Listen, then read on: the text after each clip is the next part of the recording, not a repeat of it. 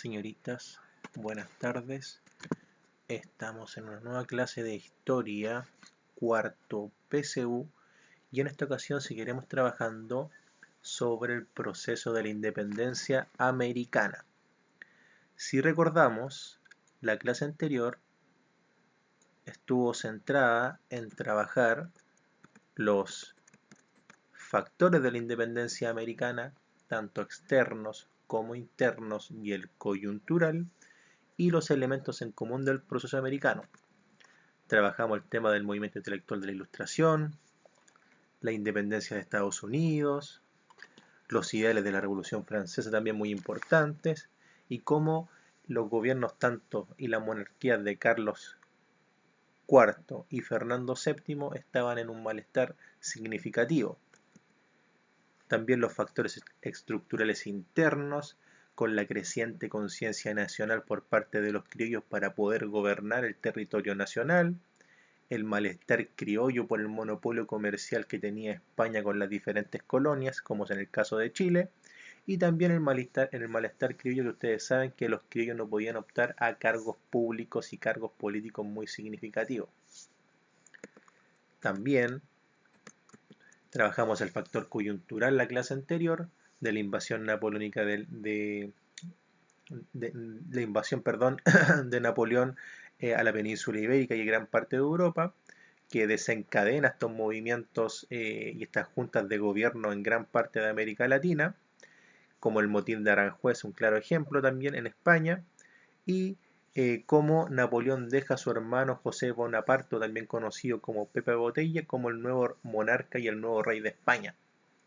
Y eso en América Latina promovió y potenció las diferentes pugnas entre los diferentes sectores políticos, se podría decir. También trabajamos los elementos en común del proceso americano, como los movimientos independentistas, Bolívar, O'Higgins, San Martín, el sentimiento político, cómo fue cambiando también a estar pegado a la monarquía, a cambiar a un tema más separatista, a alejarse del sistema monárquico y a proponer un nuevo sistema político y de gobierno, y los diferentes procesos de emancipación que se vivió en América Latina después de 1808 en adelante. Lo de hoy va a ser trabajar los elementos particulares del proceso americano, lo anterior eran elementos en común en gran medida, y algunos antecedentes de la independencia de Chile. La siguiente clase trabajaremos la independencia de Chile, tanto la patria vieja, reconquista y la patria nueva. Un segundo.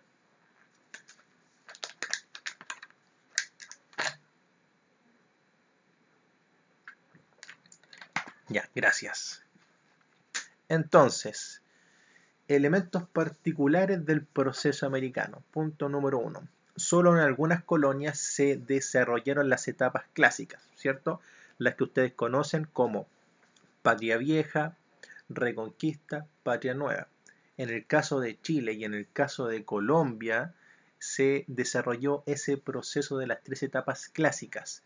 En otros países, como en Perú, como en Argentina, no hubieron todos los procesos. Y les pregunto a ustedes por qué. ¿Qué hubiera pasado en esos países? ¿Qué pasó en el caso del Perú? Perú no fue uno de los últimos países que logró la independencia en América Latina.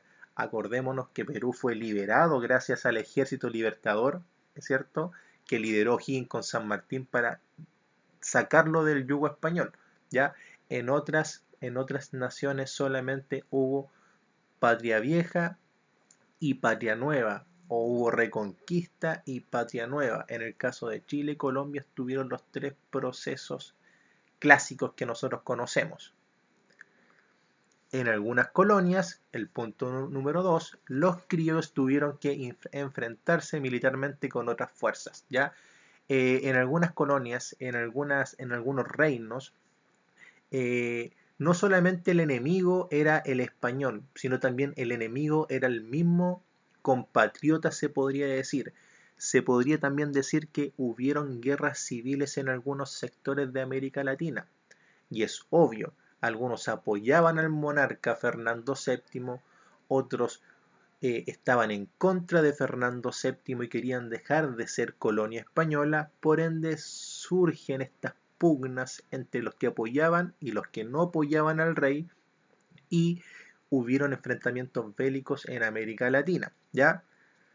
Aparte que después tuvieron que haber enfrentamientos contra los ejércitos realistas. Y acá da el ejemplo de México y Uruguay, ya que quiero que también ustedes lo investiguen. ¿Qué pasó en México y también qué pasó en Uruguay? ¿Ya? Uruguay, ícono de lucha independentista. En México y en Perú, inicialmente los criollos no son los líderes del proceso de independencia. Otro sector social fue muy importante en el proceso independentista de México, ¿ya? Que incluso hay películas de eso, y también en Perú, ¿ya? En el caso de Perú, como ustedes saben, los que llevaron a la práctica el proceso independentista fueron los extranjeros en gran medida. Perú estaba tranquilamente bajo el dominio español porque era el virreinato, no pasaba tantas penumbras como el resto del reino, ¿cierto? En Perú llegaban las exportaciones, las importaciones, estaba el oro, estaba la plata, vivían los virreyes, había un gran auge económico. Mientras que en las otras colonias, como en el caso de Chile, estaban bastante empobrecidas. Y en Perú, los líderes de este movimiento independentista fueron los foráneos, los extranjeros, como en el caso de Chile, Argentina y también los colombianos y los venezolanos, ¿ya? Y en el caso de México, los eclesiásticos, ¿cierto? La orden eclesiástica y los religiosos fueron principales impulsores de los movimientos independentistas en México. También lo pueden investigar, es muy interesante cómo surge el proceso independentista en México y después que se instala en México. Eso como elementos particulares. Entonces en Perú, por los extranjeros, y en México por los eclesiásticos. Ya, seguimos por acá, avanzando. En México entonces el proceso se inició como una sublevación de los sectores populares dirigida por sacerdotes, ¿ya? Como ya lo mencioné, fueron eclesiásticos, sacerdotes que lentamente fueron impulsando este sentimiento independentista en los sectores más populares y también en la élite criolla de la época. En Sudamérica, fuerzas criollas de varios países se organizaron militarmente para asegurar la independencia en las sedes virreinales, ¿ya? Claro ejemplo de esta unión de fuerzas criollas fue la unión entre San Martín y O'Higgins, ¿cierto? San Martín y O'Higgins son íconos de esta unión de dos naciones para buscar la independencia de América. San Martín tiene muchos escritos y postulados que dice que él no estaba conforme con la independencia del Buenos Aires, de Mendoza y se podría decir de Argentina completa. Si no se independizaba Chile, si no se independizaba Perú, el español seguiría viviendo en territorio americano y por ende si seguía viviendo en territorio americano podía recuperar los territorios que ya habían sido independizados. Por eso una vez que se independiza Chile en el año 1818 se busca automáticamente ir por Perú. Si independizaban Perú, el virreinato del español quedaba muy mermado en América Latina. Entonces hubieron fusiones y asociaciones entre los líderes de los movimientos independentistas, ¿ya? En México y Brasil hubieron casos muy significativos, ¿ya? Tanto en México como en Brasil, después de este proceso y de las revueltas independentistas, se instalaron, mejor dicho, monarquías constitucionales, ¿ya? En el caso de Brasil, es una historia bastante entretenida y también la pueden buscar. En el caso de Brasil, el hijo del rey, el emperador de Portugal, tomó el poder y promovió la independencia de Brasil e instaló una monarquía de tipo constitucional. Es muy interesante si es que lo quieren investigar o si quieren que yo les envíe información. En el caso de México, después de que la revuelta fue potenciada y impulsada por los sacerdotes, se llega a un acuerdo, se podría decir, para instalar un tipo de monarquía constitucional, ¿ya? Igual si pensamos tenía un punto a favor en comparación con una monarquía absoluta. Ya había una constitución, un marco jurídico, se podría decir, unas leyes que lo regían a todos, había mayores libertades de comercio, mayores derechos individuales, eh, aumentaron eh, beneficiosamente a los habitantes de los diferentes países que estamos conversando, tanto México como Brasil. O sea que fue un punto a favor importantísimo. Si no se me escucha bien, les pido perdón, que ando un poquito tomado de la garganta. Ando un poquito enfermo. ¿Ya? El punto número 4 es un punto que nos va a dejar abierta para la clase siguiente. ¿Ya? Yo lo he dicho, por favor, si quieren ver series, si quieren ver películas de lo que estamos trabajando, si quieren libros, si les gusta leer o buscar revistas históricas, por favor, pídanmelo. Yo en 1 o 2 días se lo entrego, no hay ningún problema con eso. Ya, entonces, el punto número 4 son los antecedentes de la independencia de Chile. Algunos antecedentes para que ya nos vayamos entrando en la siguiente clase en todo el proceso independentista de Chile. Todo lo que pasó con la primera junta de gobierno, el desastre de Rancagua, batalla de Chacabuco, Maipú, todo lo que ustedes me imagino que han escuchado. ¿Ya? En el caso de Chile, primero, ustedes saben que no solamente esta conciencia nacional llegó a los otros países de América Latina, sino también en Chile especialmente.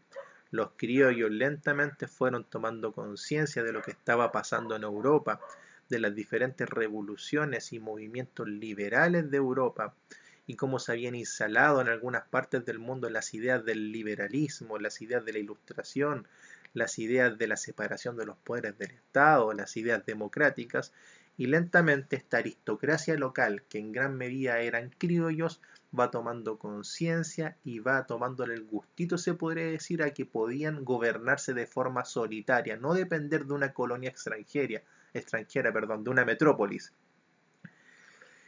También hubo un punto muy importante, fue el malestar de esta aristocracia local por la expulsión de la orden jesuita. Ya, yo les dije que los jesuitas participaron activamente en la guerra de Arauco, ¿cierto? En esta guerra defensiva, cuando querían evangelizar al indígena por la vía religiosa, por la vía de la palabra, y a finales del siglo XVIII y comienzos del siglo XIX, si la memoria no me falla, la orden fue expulsada del territorio americano. ¿Ya?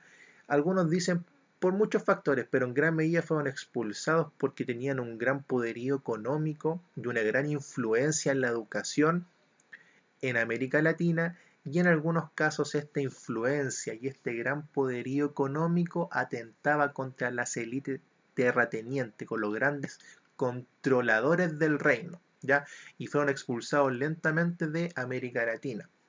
Y por ende surge un malestar no solamente de la élite de la aristocracia local criolla, sino también de los sectores medios y populares que dicen que los jesuitas habían entregado un punto muy importante, habían sido parte del desarrollo de Chile y que habían sido expulsados por la monarquía, y ahí también surge un sentimiento bastante negativo por parte de la sociedad, ¿ya?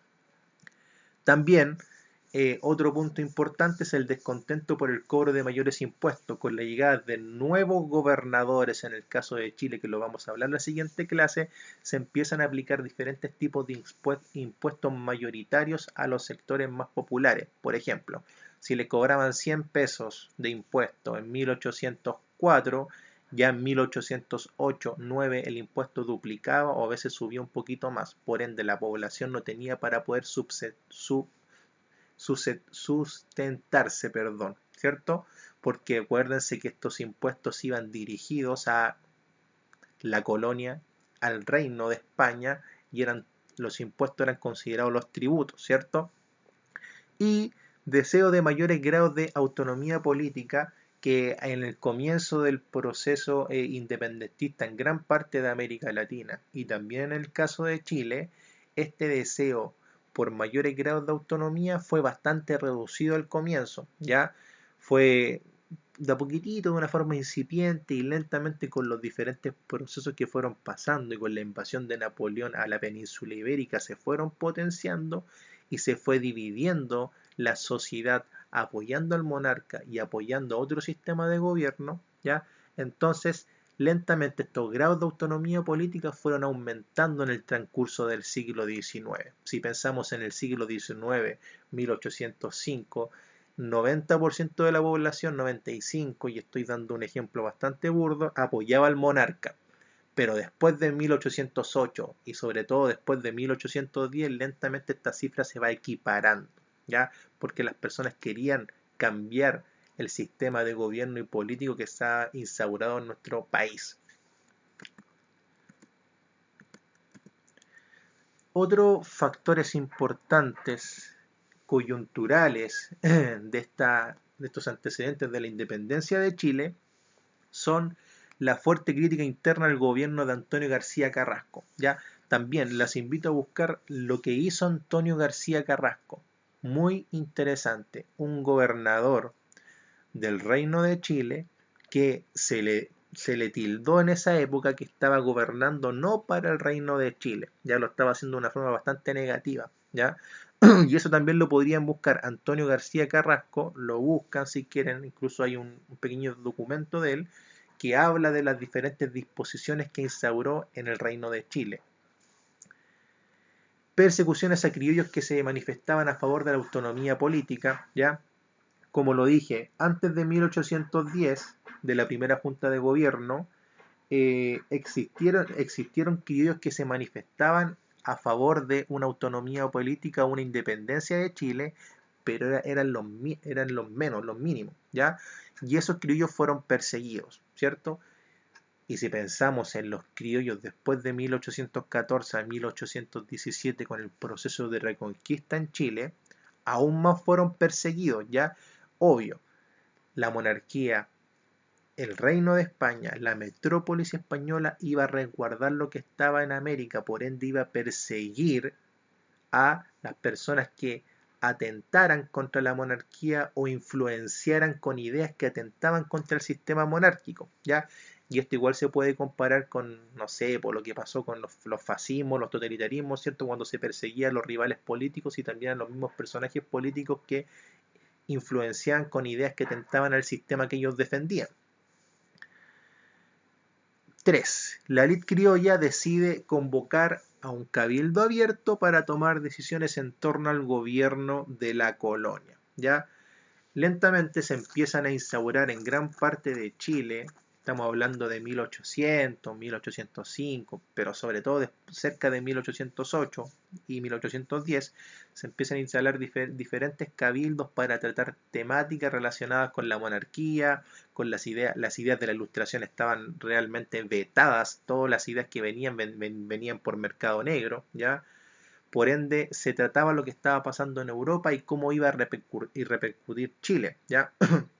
También un claro ejemplo de estos cabildos abiertos en la primera Junta Nacional de Gobierno, ¿cierto? Todos creemos que la primera Junta Nacional de Gobierno fue la primera instancia para ser un país independiente, y yo diría que sí y que no. Ustedes saben que la primera Junta Nacional de Gobierno fue una reunión de aristócratas, criollos y españoles que querían proteger en gran medida todos los territorios del rey de España, ¿ya? Por ende, desde 1800 y fracción 5, 10, se empiezan a potenciar diferentes cabildos abiertos en gran parte del territorio nacional y en gran parte de América Latina. Y como dice acá abajo, inicialmente se defienden los derechos del rey cautivo Fernando VII, y con el transcurso de los años y con el proceso de independencia en Chile, que lo vamos a trabajar en la clase siguiente, cambia esa concepción y empiezan a potenciar la idea de ser un país que se gobierne de forma autónoma.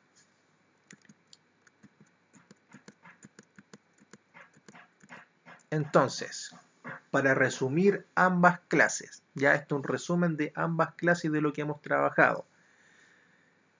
Trabajamos los factores externos de la independencia americana, como la Ilustración, las ideas de Rousseau, Montesquieu, Voltaire, Locke, el contrato social también muy importante, la Revolución Francesa del año 1789, esta revuelta social por cambiar la monarquía e instalar un nuevo sistema de gobierno, la independencia de Estados Unidos, ¿cierto? Y todo lo que pasó con este primer ícono de independencia en América y cómo influenció a los demás países de América Latina. La invasión napoleónica de la península ibérica en el año 1808, que fue el factor coyuntural del proceso independentista en gran parte de América Latina, porque el rey ya no estaba. Factores internos, ¿cierto? Como el malestar criollo de tipo político, económico, social, ¿cierto? Limitados los criollos en esa época. El mal gobierno local. Chile se caracterizó por tener bastantes gobernadores en el transcurso de los 3 siglos de colonia y bastantes gobernadores que trabajaron de una forma bastante negativa, ¿ya? Considerados malos gobernadores, ¿ya? Por ende, el mal gobierno local también impulsa el sentimiento negativo de la sociedad. Y la toma de la conciencia nacional de la élite de lo que estaba pasando en Europa y lo que iba también a pasar en América Latina, ¿cierto? Que fue progresivo. Características en común, se inicia a partir de acontecimientos externos, ¿cierto? Todo empieza con lo que pasa en Europa. La evolución del sentimiento político criollo lentamente va aumentando este sentimiento político de la independencia política y la amenaza con el retorno de Fernando VII, ¿cierto? Que después toma el poder y todo lo que había pasado acá en América Latina ya no tenía freno. Ya él quiso recuperar lo que ya estaba perdiendo lentamente con estos sentimientos y estos movimientos independentistas. Y elementos particulares, revuelta popular inicial en México, sacerdotes, ¿cierto?